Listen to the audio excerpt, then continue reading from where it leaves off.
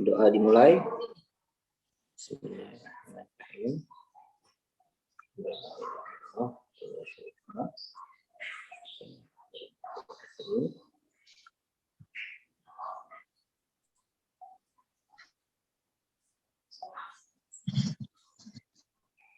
Oke, doa selesai. Nah, kita lanjutkan pembahasan anemia yang makrositer ya, Bang.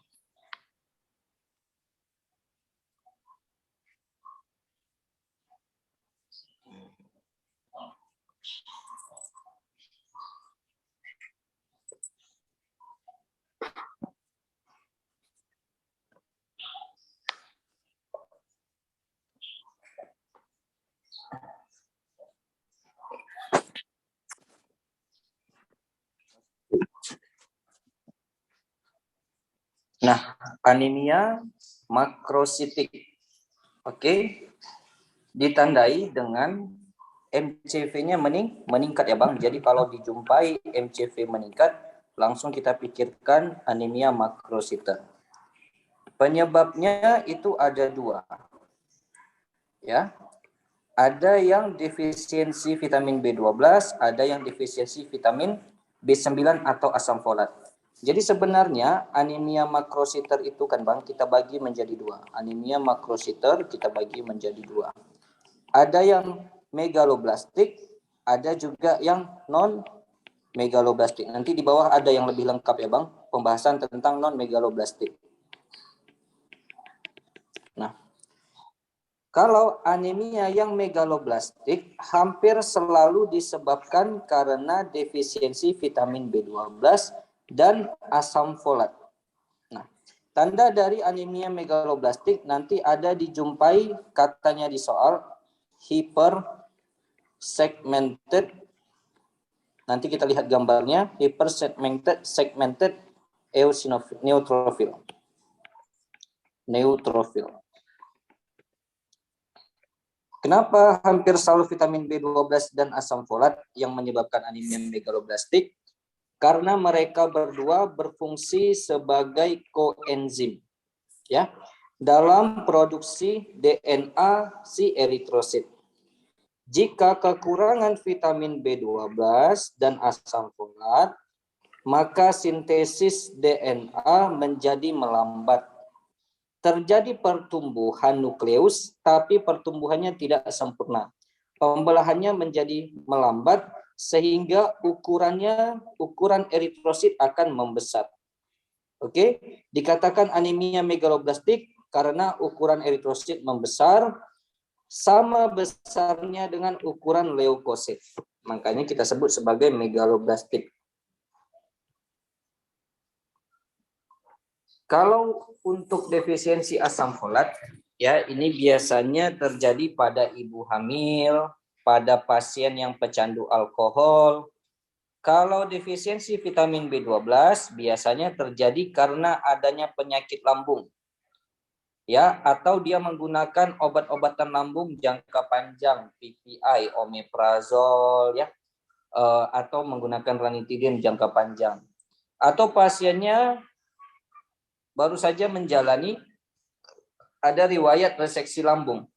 Ya, jadi ada riwayat melakukan gastrektomi. Atau pasiennya vegetarian, dia nggak suka makan daging, sukanya makan sayur-sayuran. Nah, itu riwayat dari defisiensi vitamin B12. Nah, untuk defisiensi vitamin B12 ada gejala tambahan.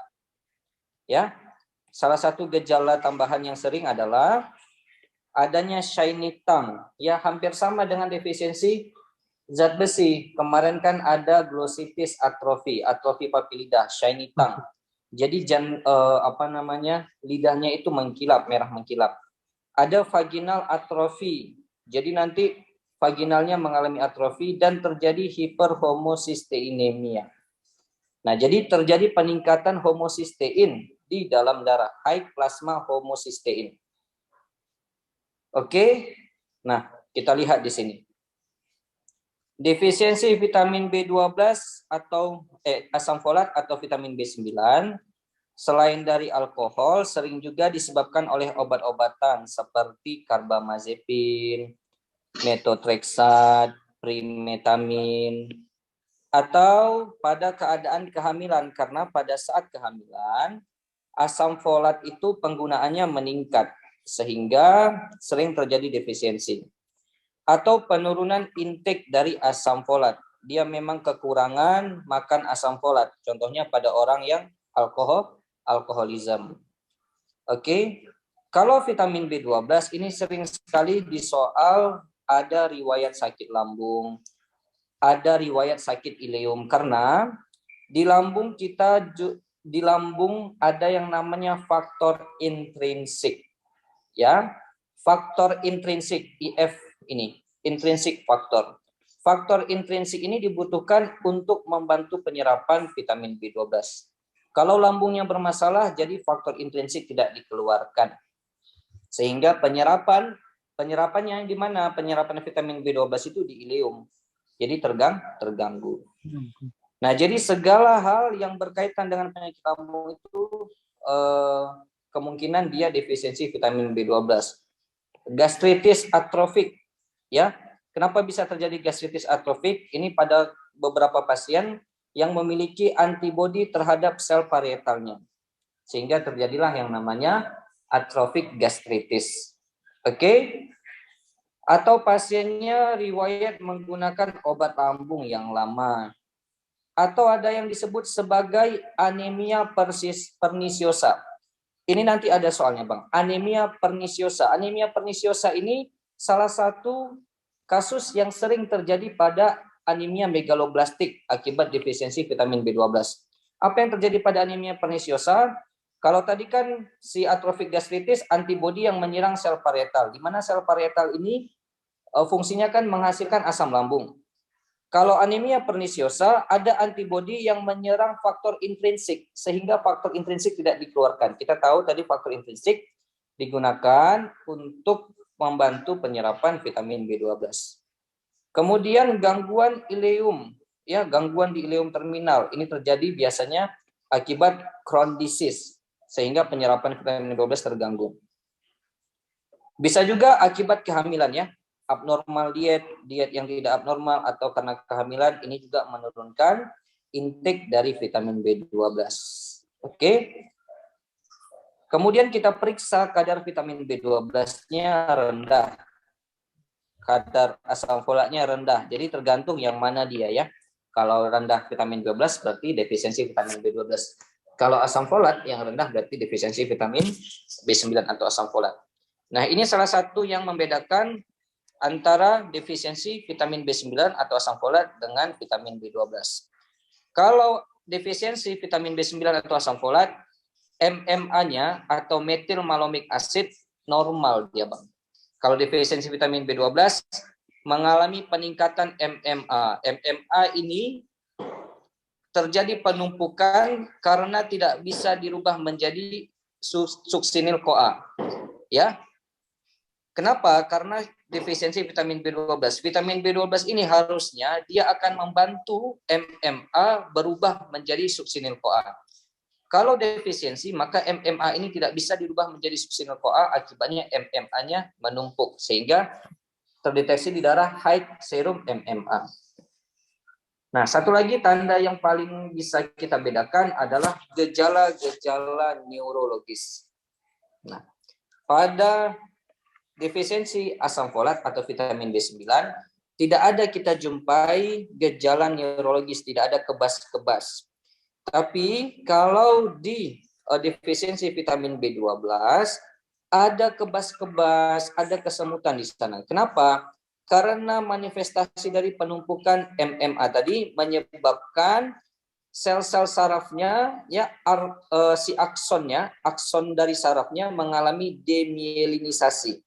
Ya, rusak dia, ya, sehingga pasiennya mengalami keluhan-keluhan neurologikal. Nah, untuk homosistein sama-sama tinggi. Nah, untuk tata laksananya asam folat kita berikan tablet 1 sampai 5 mg per hari. Ini kalau tata laksana jangan ingat yang di sini ya, Bang. Ingat nanti di bawah ada yang dari buku penyakit dalam yang lebih digunakan untuk ujian Abang. Nah, kalau vitamin B12 ini catatannya adalah nggak boleh kurang tepat kalau kita berikan secara oral. Kenapa? Hampir sebagian besar orang yang anemia defisiensi vitamin B12 karena penyebabnya adalah karena terganggunya penyerapan. Bisa karena lambungnya yang bermasalah atau ileum yang bermasalah. Jadi kalau kita berikan oral, sama saja pasiennya tetap tidak bisa menyerap vitamin yang kita berikan. Jadi lebih bagus kita gunakan yang parenteral ya, yang intramuskular atau yang subkutan ya. 1 mg per hari selama 1 minggu. Kemudian dilanjutkan 1 mg per minggu selama 4 minggu, kemudian dilanjutkan 1 mg per bulan. Sediaan oral kurang efektif karena terdapat gangguan penyerapan dari vitamin B12 di gastrointestin. Jadi kata kuncinya, kalau untuk defisiensi vitamin B12 ada keluhan umum anemia 5L, tambah Hb yang menurun, MCV-nya meningkat, kadar vitamin B12 serum menurun, ada keluhan kebas-kebas, dan ada riwayat penyakit lambung. Kalau yang asam folat hampir sama, tapi nanti perbedaannya vitamin B9 atau asam folat serum yang menurun, kebas-kebasnya tidak ada, kemudian ada riwayat minum alkohol atau ada riwayat sedang hamil sekarang. Nah, kita masuk ke ini dia ya, pembahasan yang lebih lengkap. Anemia megaloblastik disebut juga nama lainnya makrositosis, merupakan kelainan sel darah merah di mana dijumpai anemia dengan volume sel darah merah lebih besar dari normal. Oke? Kenapa bisa seperti itu? Karena selnya mengalami imatur. Ya, akibat adanya hambatan dalam sintesis DNA di sana. Nah, oke. Anemia makrositik dapat dibagi menjadi 2. Ada yang megaloblastik dan ada yang non-megaloblastik. Pada anemia megaloblastik, ya, tanda dari anemia megaloblastik pada pemeriksaan hapusan darah tepi sering disertai adanya hipersegmentasi sel neutrofil. Di mana sel neutrofil itu kan, Bang, neutrofil ini kan harusnya ada 2 ya. Ada yang segmen, ada yang batang bentuknya ya kan. Kalau yang segmen ini biasanya segmennya itu 2 sampai 3 aja dia bersegmen. Ya, tapi pada megaloblastik segmennya bisa sampai 6 sampai 10. Ini segmennya 1 2 3 4 5 6 7 8 9 10. Ada 10 ya.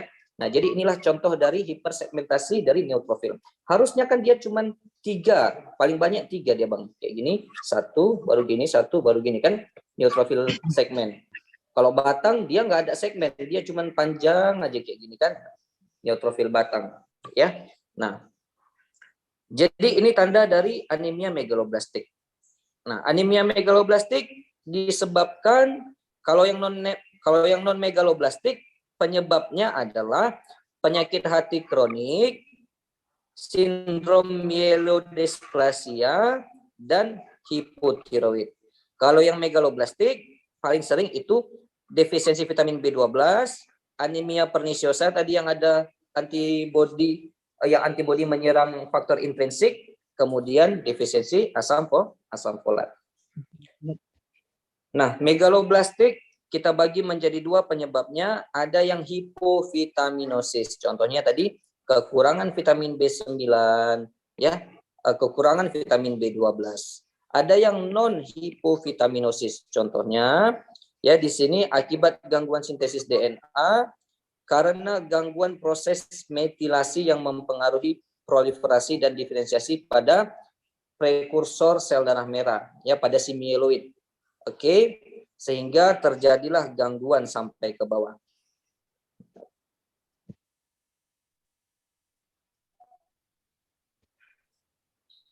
Nah, ini gejala dan tanda yang bisa kita jumpai pada defisiensi asam folat dan vitamin B12.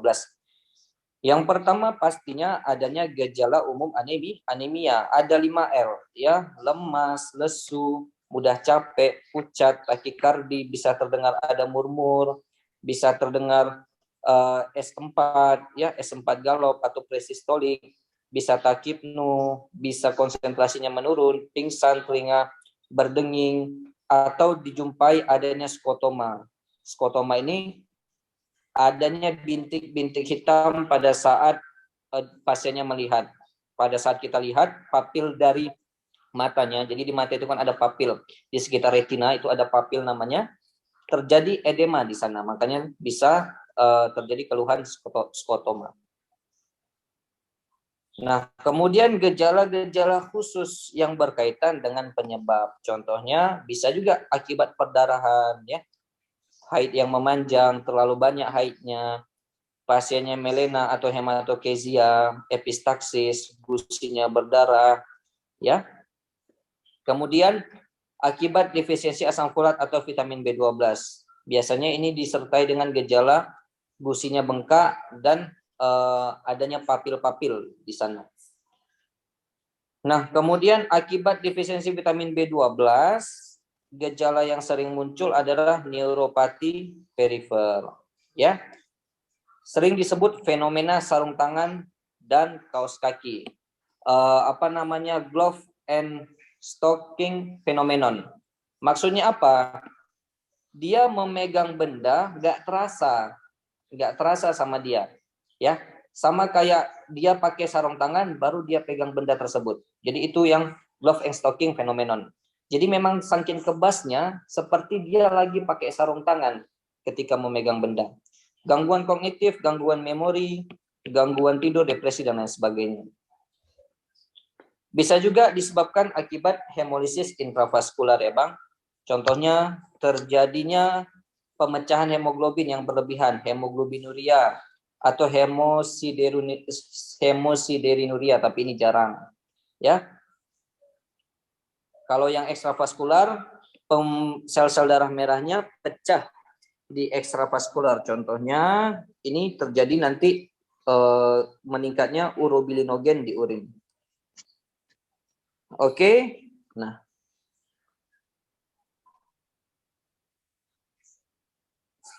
kemudian bisa juga ya obat-obat tertentu bisa menyebabkan efek terhadap MCV sehingga menginduksi merangsang terjadinya makrositosis.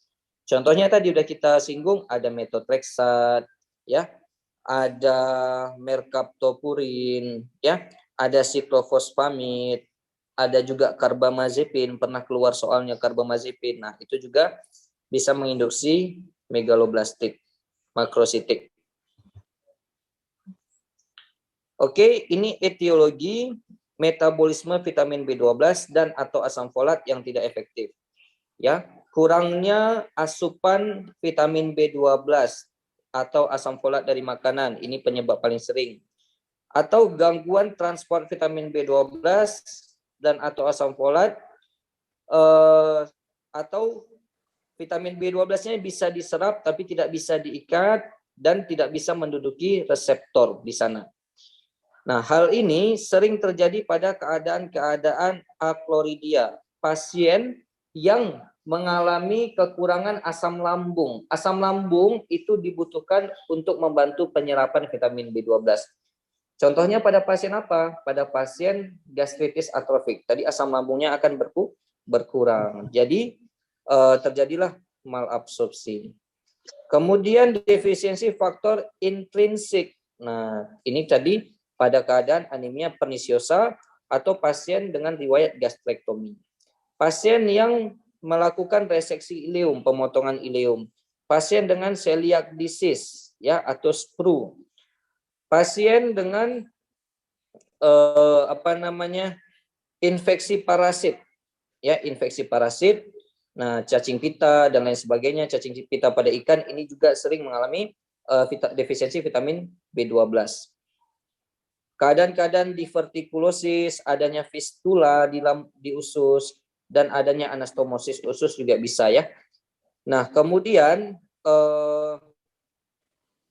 dan yang lain-lain, tapi yang lainnya itu jarang ya. Yang paling sering nanti disoalkan, Bang, dia diet atau dia mengalami reseksi lambung atau akloridia atau dia mengalami anemia pernisiosa, itu yang paling sering. Kalau defisiensi asam folat paling sering karena kekurangan asupan. Contohnya pada pasien hamil.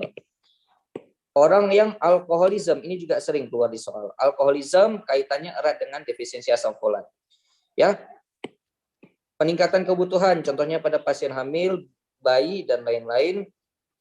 Kemudian reseksi usus dan jejunum.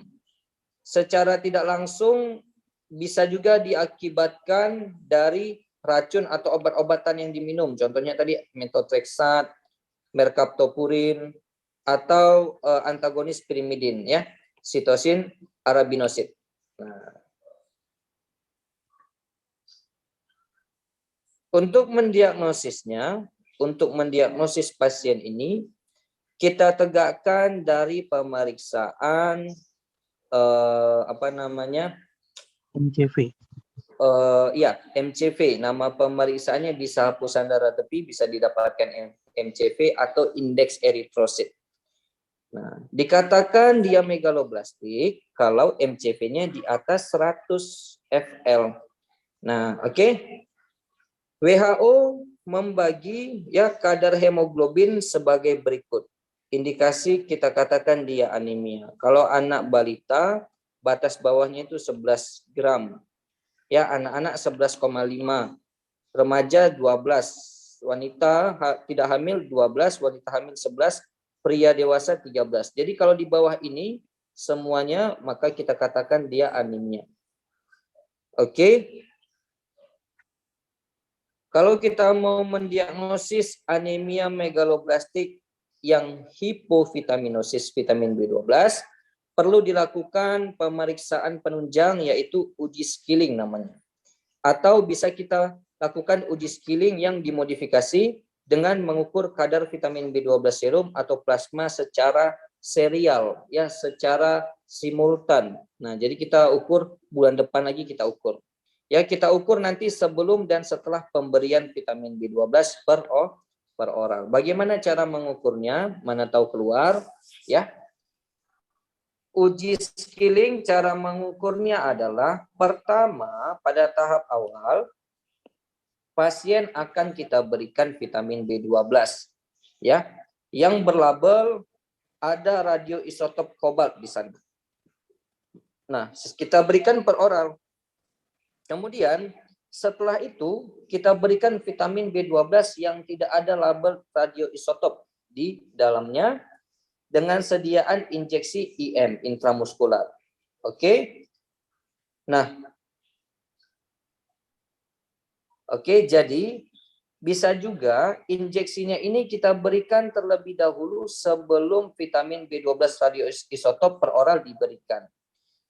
Tujuan kita berikan vitamin B12 sebelum oral diberikan adalah untuk membuat reseptor transkobalamin, berupa reseptor transkobalamin ini adalah reseptor untuk vitamin B12 di dalam hati menjadi jenuh.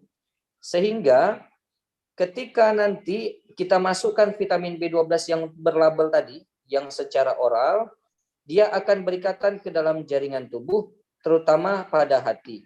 Nah, oke. Jika vitamin B12 yang berlabel radioisotop tadi diserap dari saluran cerna, kemudian dia akan masuk ke dalam urin. Ya, jadi tidak terlalu banyak yang tertinggal di hati. Oke. Kemudian urin akan kita kumpulkan selama 24 jam ya, baru kita nilai penyerapan dari vitamin B12. Biasanya vitamin B12 ini yang berlabel yang beroral tadi, yang berlabel radioisotop akan diserap ke dalam tubuh oleh karena reseptornya tadi telah jenuh karena di awal kita berikan vitamin B12 injeksi. Maka kesimpulannya nanti maka akan banyak sekali vitamin B12 yang terlabel, yang tertelan dan diekspresikan ke dalam urin. Jadi akan banyak sekali yang diserap ke dalam tubuh. Nah, hasilnya gimana? Hasilnya kita katakan normal jika setidaknya 5% dari vitamin B12 yang terlabur radioisotop yang oral tadi dijumpai dalam urin selama 24 jam. Jadi urin 24 jam ya, dalam 24 jam pertama. Tapi kalau kurang dari 5%, ya berarti penyerapannya terganggu. Ya, kurang dari 5%. Oke, ini uji tahap pertama. Kalau uji tahap pertama dijumpai kelainan, maka dilakukan uji yang tahap kedua dengan tambahan kita suntikkan faktor intrinsik ke dalam tubuh pasien. Nah, jadi ini skema, ini tabelnya. Uji tahap pertama tidak normal, di bawah 5%. Uji tahap pertama normal, di atas 5%. Uji tahap kedua tidak perlu dilakukan pemeriksaan, karena langsung kita diagnosis dia normal, atau bisa juga nanti kemungkinan defisiensi vitamin B12. Ya, tahap selanjutnya apa? Kita periksa kadar vitamin B12 di dalam tubuh si pasien. Nah, kalau uji tahap pertama dia tidak normal, di bawah 5%, uji tahap kedua dia normal, berarti pasiennya ini mengalami anemia pernisiosa. Kenapa? Karena di uji tahap kedua tadi kan kita suntikkan intrinsic faktor. Jadi kita lihat ketika disuntikkan intrinsic faktor jadi normal, ekspresi vitamin B12-nya lebih dari 5%. Berarti masalahnya itu di intrinsic faktor. Kita ambil kesimpulan pasiennya mengalami anemia pernisiosa. Kalau dua-duanya tidak normal, berarti penyerapannya yang terganggu, di ususnya yang terganggu. Berarti pasiennya mengalami malabsorpsi. Oke.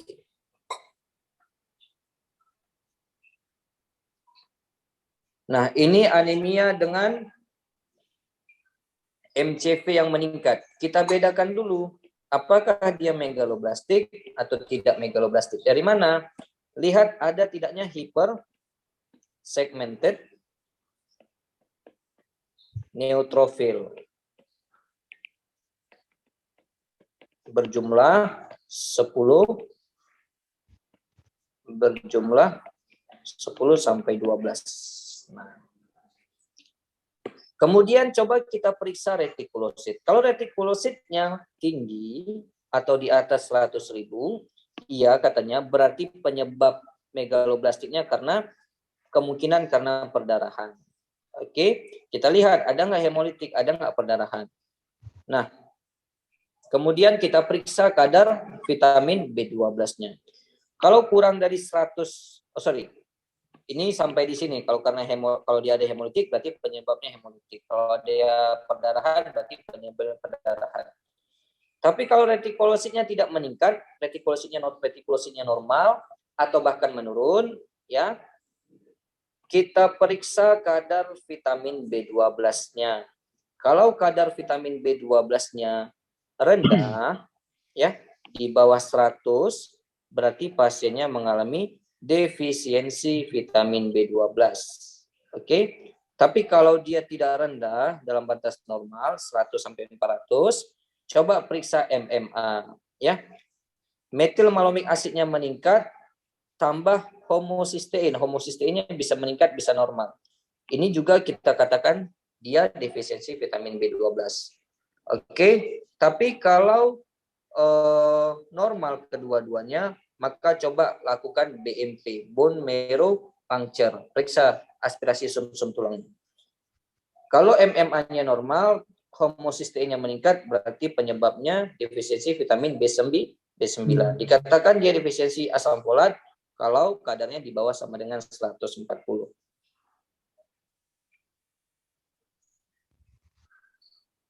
Nah, kemudian pemeriksaan kadar asam folat ya dilakukan dengan cara ini tadi kan pemeriksaan vitamin B12. Kalau kita mau memeriksa asam folat, kita lihat dengan cara pemeriksaan radioassay. Ya. Berikut ini dianggap kadar yang normal, ya. Kita anggap asam folatnya normal kalau anak-anak 2 sampai 16 tahun kadarnya di atas 160, Ya, itu kita katakan normal. Remaja 140, ya remaja lebih dari 16 tahun, dia kadarnya 160 sampai 628. Dewasa kadarnya 150 sampai 450. Oke. Kadar asam folat, kalau kadar asam folatnya di bawah 140 berarti dia menunjukkan defisiensi asam folat. Nah, untuk penata laksanaannya ya, kita lakukan perawatan medis. Nah, kita evaluasi. Biasanya pengobatan itu tergantung dari etiologi dari makrositosisnya. Jadi harus kita cari nih penyebabnya apa. Ya. Setelah kita temukan penyebabnya, ya kita dapat dari laboratorium, kita jumpai laboratorium pasiennya anemia, ya kan?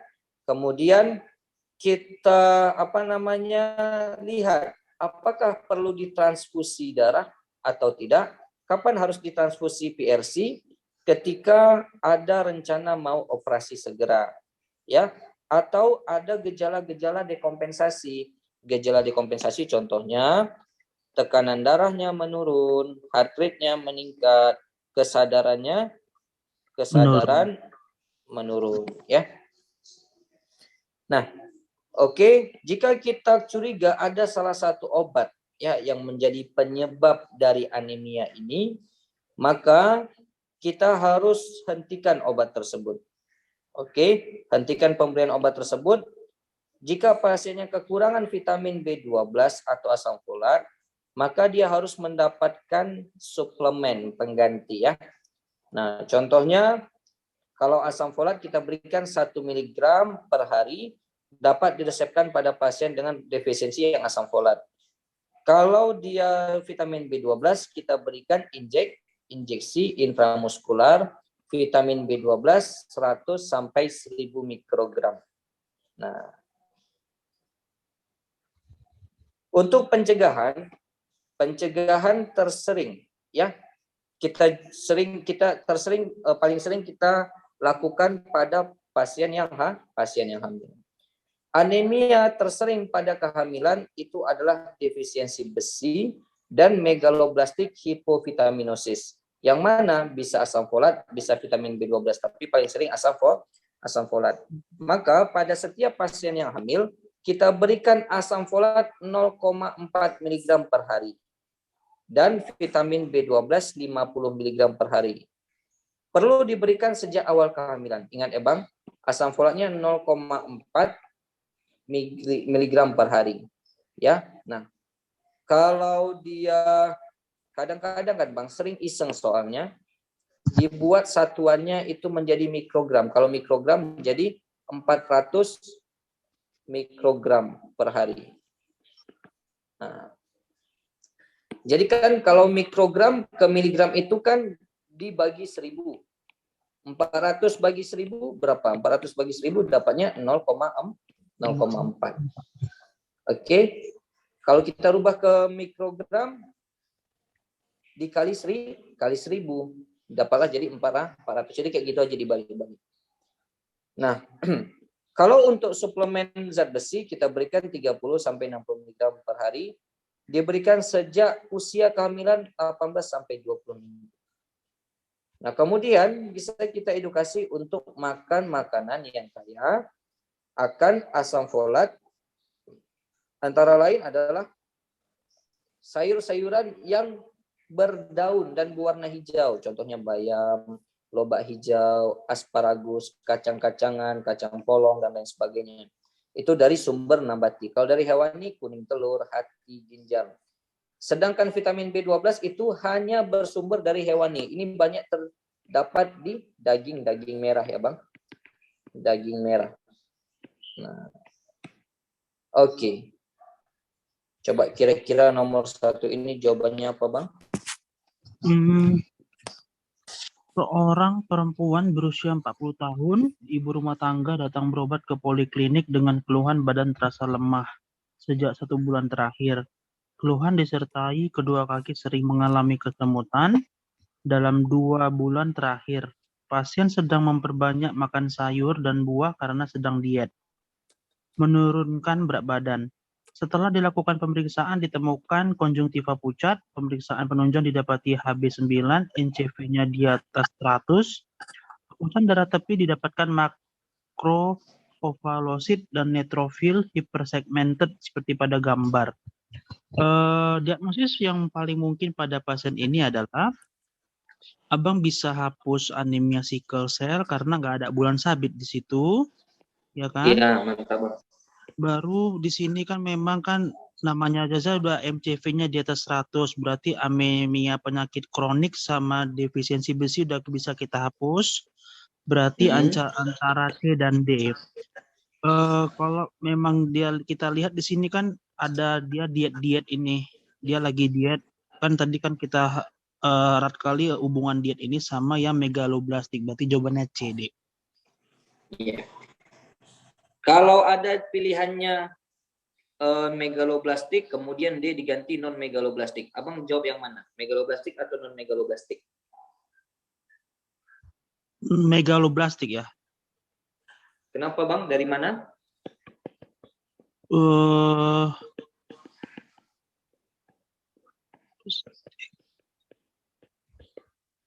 Megaloblastik. Ini non megaloblastik. Jadi anemia makrositik itu kan Bang, dia ada dua jenis.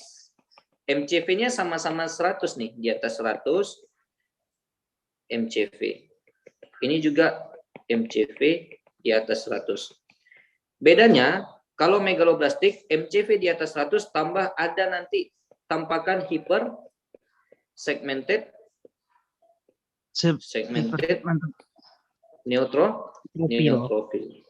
Nah, ini dia. Ya. Oke, ini kan lebih dari 10. Neutrofil segmen ini cuma 2, tapi di sini dijumpai ada lebih dari 2 ya. 1, 2, 3, 4, 5, 6, 7, 8, 9, 10. Nah, ada 10. Jadi itulah tanda dari anemia megaloblastik. Ya. Oke, mantap ya Bang. Nah, ini Bang nomor 2. Nomor 2, seorang wanita 42 tahun mengeluh lemas selama 6 bulan terakhir. Pasien merasa lemah terutama apabila beraktivitas disertai dengan perasaan berdebar-debar. Kulit dan konjungtiva pasien pucat, HB-nya 9,2, NCV-nya makrositer. Pemeriksaan darah tepi menunjukkan hypersegmented juga. Apakah penyebab dari keluhan pasien tersebut?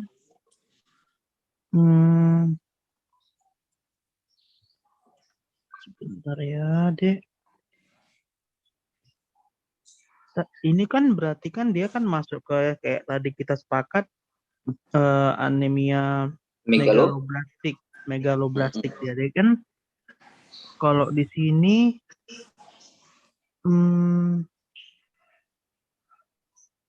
kayaknya alkohol sama hati nggak termasuk kan, Dek? Oke. Penyakit hati nggak termasuk. Kenapa? Karena penyakit hati itu punyanya non megaloblastik kan Bang? Megaloblastik.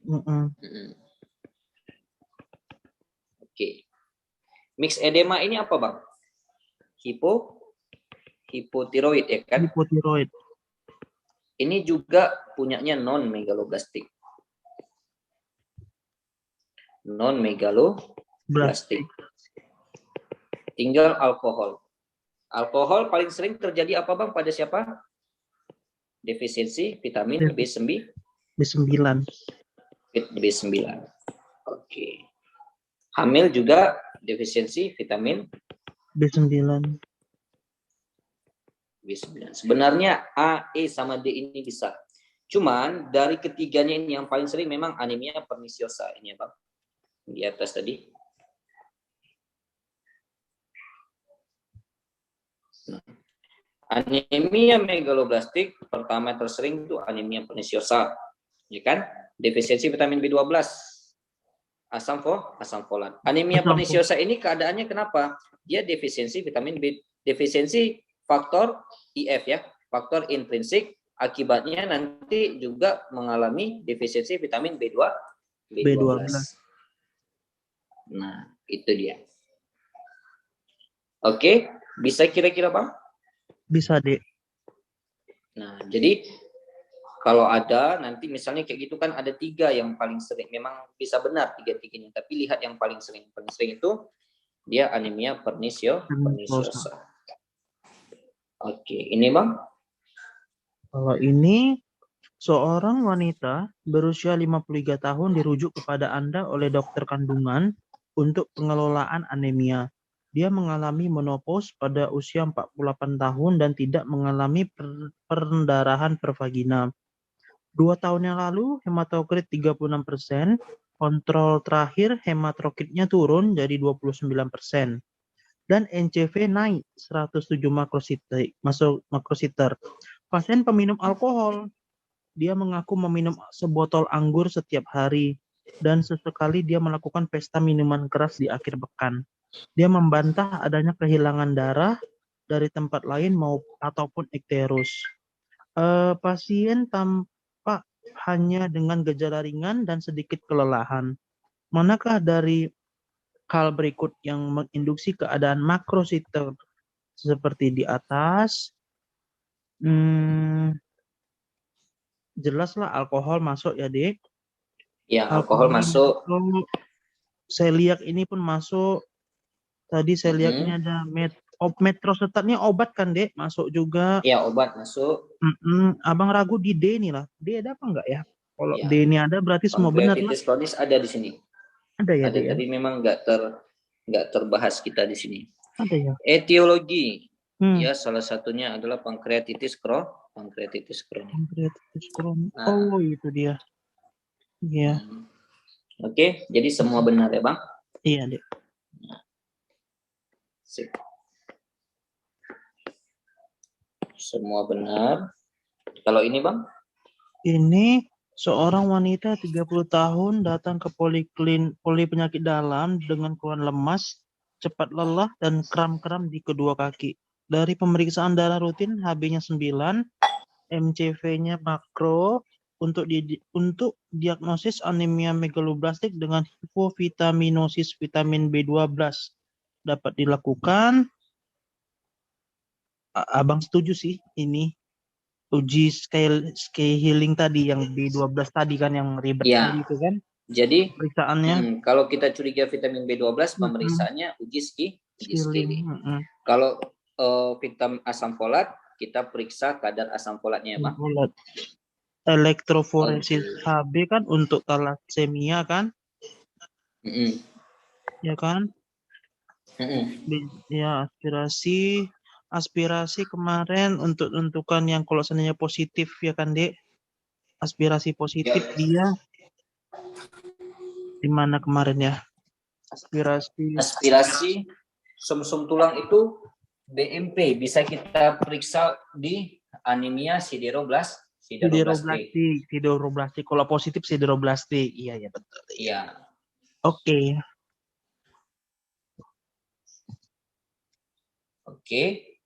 Benzidin ini untuk ke gastro kan?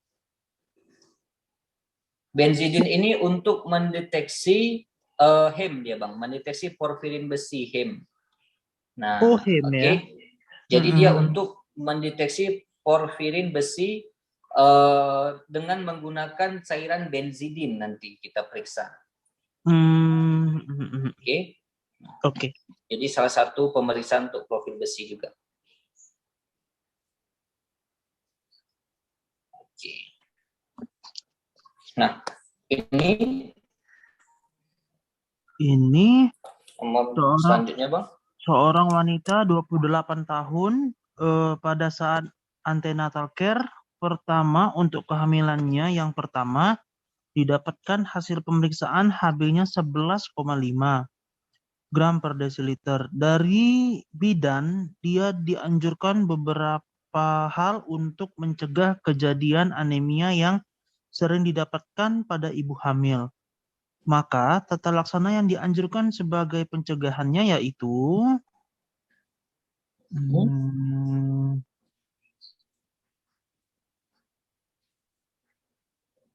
Abang, ayam sama dodol bisa kita coret.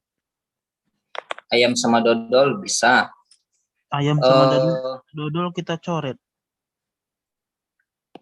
Oke, Karena kita kan coret bisa. HB-nya kan masih, maksudnya nggak terlampau, maksudnya dia kan nggak jelas dia apakah besi apa perlu nggak suplemen besi atau tidak ya kan, jadi nggak abang pilih itu. Mm, Hindari mm. kuning telur tadi pun, malah disuruh makan kuning telur tadi kan, Iya, kulihat abang betul, Bang. tadi.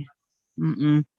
Kalau Jadi yang E, bentar Bang, ya, vitamin B12 yang bersumber hanya dari nabati, nabati salah kan? kayaknya salah lah, malah berarti Vitamin ini B12 dari mana tadi, Bang? Dari daging kan? daging daging daging Mm-mm. daging Yang berarti A kenapa salah, Bang? Yang A kenapa salah?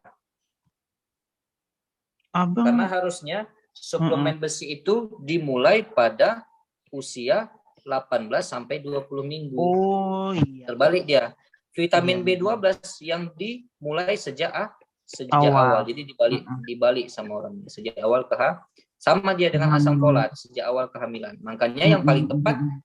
asam folat. Sebenarnya memang tiga-tiganya ini tepat tapi salah waktu. Ya orang hamil Hmm. tiga-tiganya harus kita berikan asam. Oke, dosisnya ini pun benar ya, tapi waktunya Waktunya yang ya. salah. Berarti tadi kalau seandainya suplemen besi ini dia sejak 18 sampai 20 minggu. Kalau B12 sama asam folat ini awal kehamilan ya, Dek? Iya, Ya. betul, Bang. Oke. Paham, Abang. Oke. Kenapa vitamin B12-nya salah? Karena hanya dari sumber nabati. Kalau dari nabati aja itu punyanya siapa, Bang? Punyanya asam folat.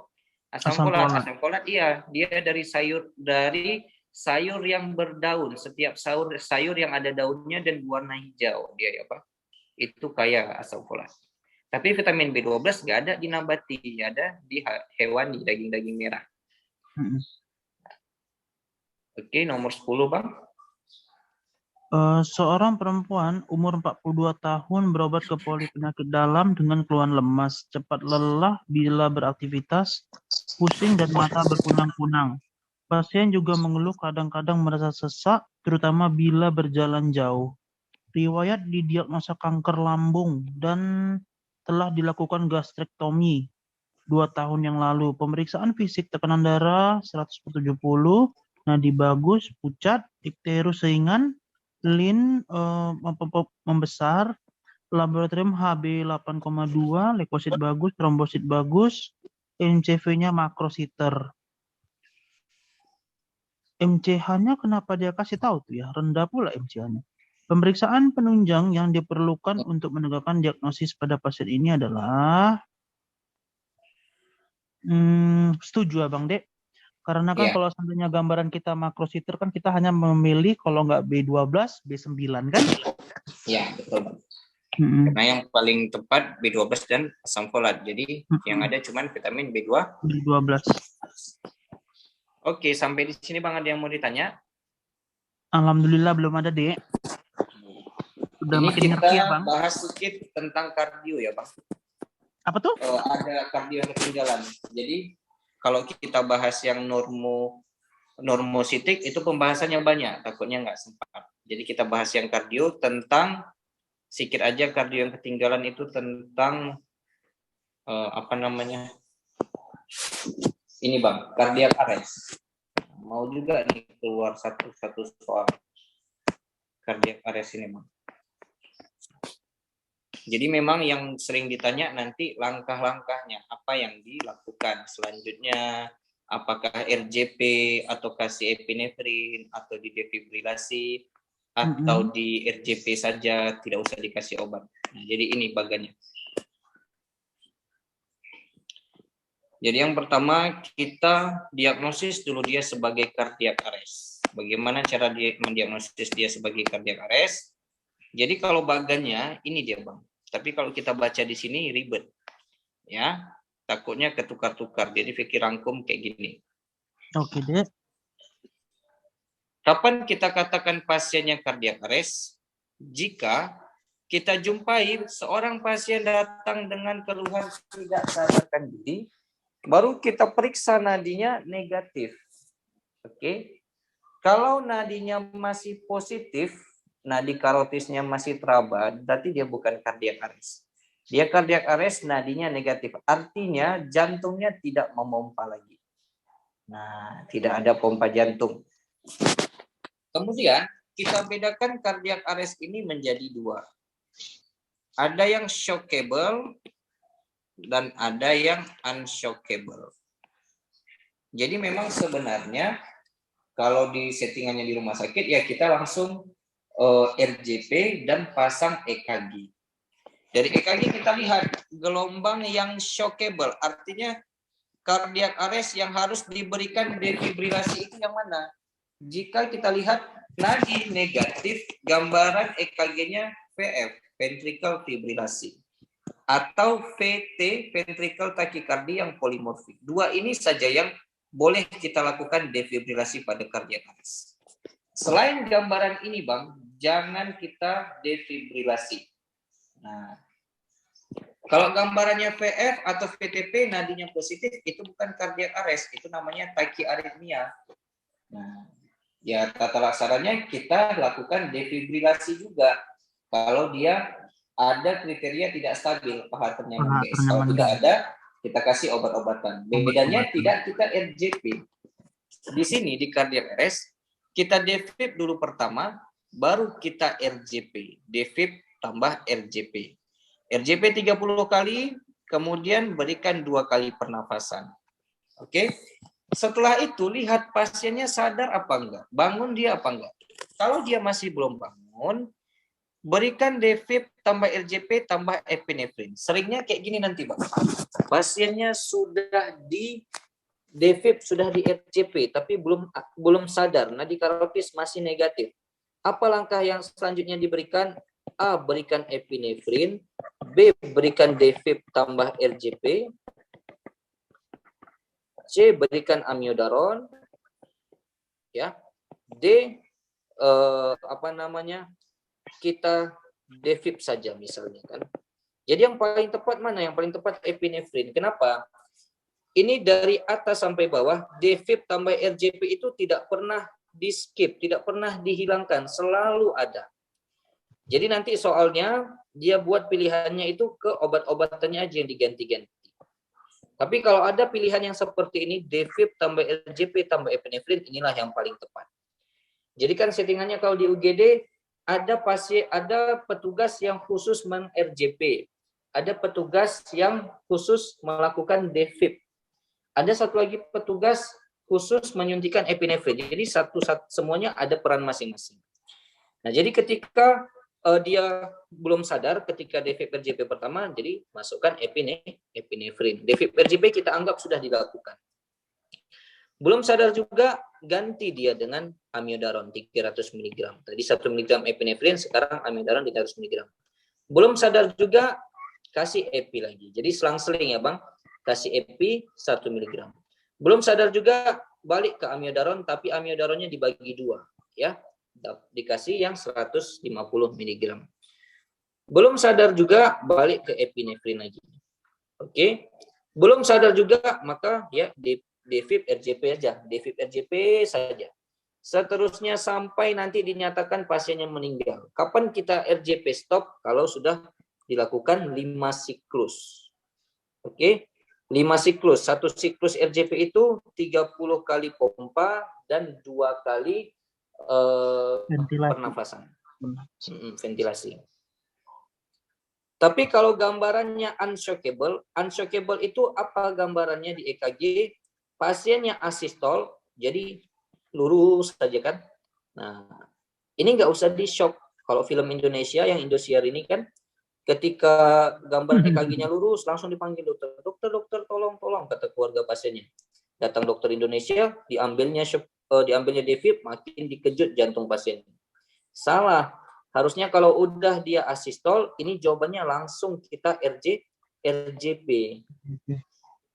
Jadi fungsi kita defibrilasi tadi di VF atau VTP adalah membuat gelombangnya menjadi asistol. Jadi gelombangnya kita restart dulu. Kita buat mati dulu jantungnya. Baru kita RJP. Nggak boleh lagi VF atau VTP, kita langsung RJP. Kita defib dulu supaya gelombangnya jadi asistol. Nah, ini pasiennya gelombangnya udah asistol. Nggak boleh kita defib lagi, makin mati pasiennya. Jadi kita RJP. RJP sekali, baru belum juga sadar, RJP tambah epinefrin. Belum juga sadar, RJP aja. Belum juga sadar, tambah epinefrin. Belum juga sadar, RJP saja. Belum juga sadar, tambah epinefrin lagi. Jadi epinefrin itu selalu diulang selama 3 kali. Patokannya di epinefrin. Ini pun 3 kali. Setelah 3 kali epinefrin, maka stop obat-obatan RJP saja sampai dia dinyatakan meninggal. Oke. Jadi ini dia di sini, Bang. Nah, asistol CPR dulu 2 menit, belum sadar, baru tambahkan epinefrin, balik lagi ke atas. Ya, tambah epinefrin. Oke, sebanyak 3 kali. Nah, ini beberapa EKG dalam keadaan khusus. Kalau kita jumpai ada gelombang T yang tinggi, titol. Jadi gelombang T ini, gelombang T normalnya dia hanya nggak lebih, kurang dari sepertiga gelombang R, sepertiga R.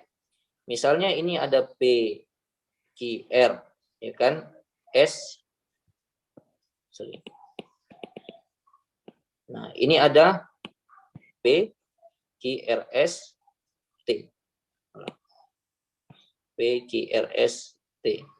T ini hanya boleh sepertiga. Kita bagi 3 lah si R-nya. Ini kan R, gelombang R. Bagi 3 gelombang R-nya. 1, 2, 3. Ya, kita bagi 3. Jadi dia nggak boleh lebih dari sepertiga. Kalau T-nya itu setengah gelombang R atau bahkan sama tingginya dengan gelombang R, ini kita sebut sebagai titol. Ini sering terjadi pada pasien hiperkalemi. Kalau T yang landai, T-nya itu hampir nggak nampak, landai sekali, atau bahkan terbentuk gelombang U. Jadi T landai tambah U. Nah, ini disebut terjadi pada hipokalemi. Kemudian kalau prolong QT interval, gelombang Q-nya ke T-nya itu memanjang, kita sebut sebagai hipokalsemi. Pemendekan QT, hiperkalsemi. Q patologis ini terjadi pada cold myocard, infak myocard yang lama. Oke, sampai di sini Bang, ada yang mau ditanya? Tadi gimana, Dek? Coba yang tadi, yang khusus tadi. Yang ini. khusus tadi. Bentar, Dek. Yang EKG khusus coba dibawa. Kalau seandainya T tinggi, dia di hiperkalemi ya. Kalau T landai tambah gelombang U, berarti U itu kan semestinya nggak ada kan, Dek? Nggak ada harusnya, Bang. Nah, nggak nampak. Hipokalemi, oke. Nggak terbentuk. Pemanjangan QT interval, hipokalsemia, pemendekan QT normal, oke. Q patologis, oke. Oke, Dek. Oke. Oke, Bang. Nah, jadi itu yang bisa kita bahas di hari ini. Kita jumpa lagi hari Selasa malam ya, Bang. Sampai sini ada yang mau tanya, Bang? Belum ada, Dek. Itu nanti insya Allah apa tuh normositik ya? Ya, kita habiskan normositik. Normositiknya banyak kali, Bang. Normositik, normokrom ya. Ada sama itu loh nanti abang request yang itu ini kan darah ini kan 3 kan, Dek. Ini kan apa HB udah, itulah tinggal leukosit sama trombosit lagi ya kan. Leukosit tuh aduh pening ya nengoknya ya kan. Leukosit banyak keganasan. Iya, itulah CML. Kalau yang masalah di leukosit banyak keganasan. Leukemia, limfoma ya. Iya. Oke. Satu lah ya kan, Dek. Ya, Bang, mudah-mudahan. Yang tadi RJP ini kan ada di bahan kemarin kan? Enggak ya? Baru Fikri tambahin ya? Yang kemarin itu terpotong dia, Bang. Ini Fikri tambahin. Ini Fikri kirim terpisah aja ya, Bang. Boleh lah, maulah. Atau mau disatukan? Tapi atau mau disatukan, Bang? Terserah Fikri lah. Dipisah pun terserah Fikri. Oke. Nanti Fikri satukan dulu pun boleh. Nanti satukan. Jangan lupa videonya ya, Dek. Bang, nggak dipisah aja biar kecarian di mana. Ya Bang, malam ini langsung dikirim insya Allah Bang. Iya, sehat-sehat Oke. ya. Makasih Terima banyak, kasih Bang Dik. atas perhatiannya. Ya Bang, sama-sama mohon maaf. Ya Bang, mohon maaf atas kekurangan. Abang juga Sama-sama, sehat-sehat, Dik. semangat terus kita ya Bang. Iya. Kita tutup Amin, amin, dengan Dik. Insya doa